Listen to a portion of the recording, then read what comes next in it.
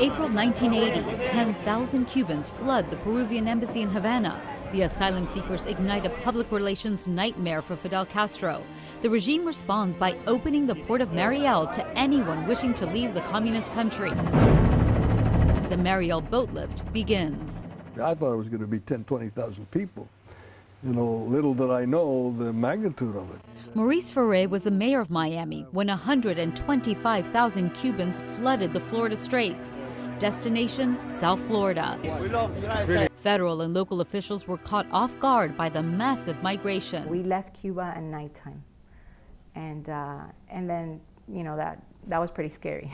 Paralegal Annabel Avalos-Añón was part of the boat lift. She left Cuba with her parents when she was 10 years old. It was really hot, I remember. They put us, like maybe 20 family members, on the cabin of the boat, and then there were maybe like another 40, 50 people, and they were all men.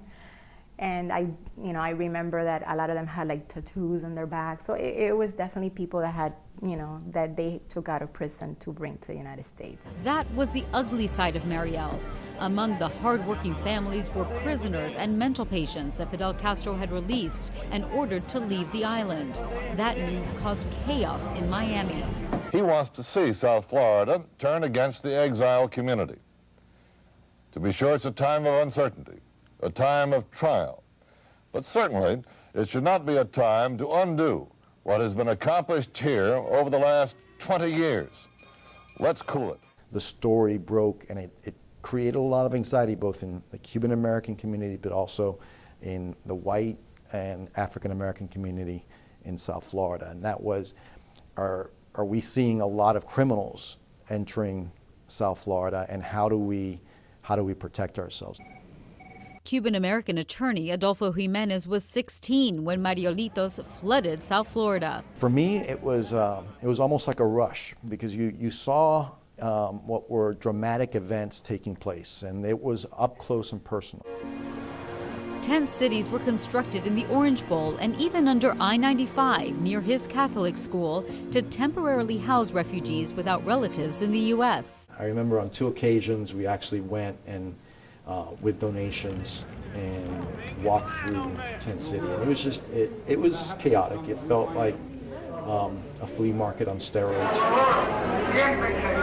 But the explosive nature of the times left Miami with a black eye. This is when Time magazine came out with a front page, Paradise Lost. There's Mariel, the cocaine cowboys, which were in full swing, or beginning in the process in 1981. And of course the race riots. All those things kind of combined. So yes, it was a difficult time. Over time, things got under control. Many of the criminals were eventually rearrested, and the vast majority of families, like Annabelle's, began to prosper.